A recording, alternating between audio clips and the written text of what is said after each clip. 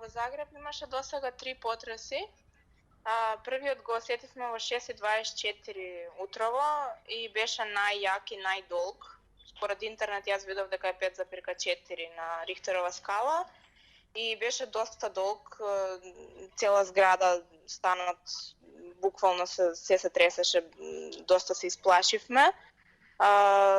По пола саат точно во 7 се случи уште еден, што беше слично по јачина, но беше пократок, па не се осети толку многу. И по 15 на минути имаше трет, што беше само после ефект, што беше многу послаб.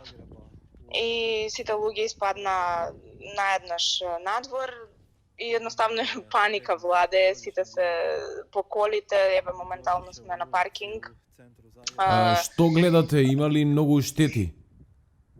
Има во центарот, има многу, старите згради се доста срушени, има многу коли што се исто така од зградите што има паднато на нив и се змечени.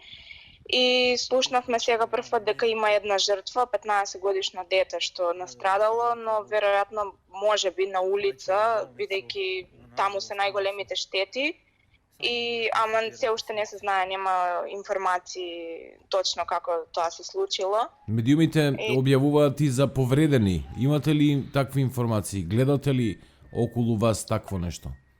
Па околу нас само видовме сега кога возевме попат, има луѓе испаднати надвор од домовите со јакни, со кебиња, се било што нашле, земале, испаднале, а не знаеме за повредени ништо, освен материјална штета, нема ништо друго. Во исто време состојбата се, односно државата се соочува и со кризата со коронавирусот. Да, и тоа е сега. Се плашите ли за како ќе ги преживувате следните денови? Да, криза и луѓе се надвор, дистанцирани се, но има сега нови препораки да излезат сите надвор, не е веќе да седиме дома. Но пак дистанца и сето тоа, сите тие препораки важат и за сега нема никакви други информации, освен една кратка објава од владата, што ја слушнавме на радио во кола и за сега нема ништо друго.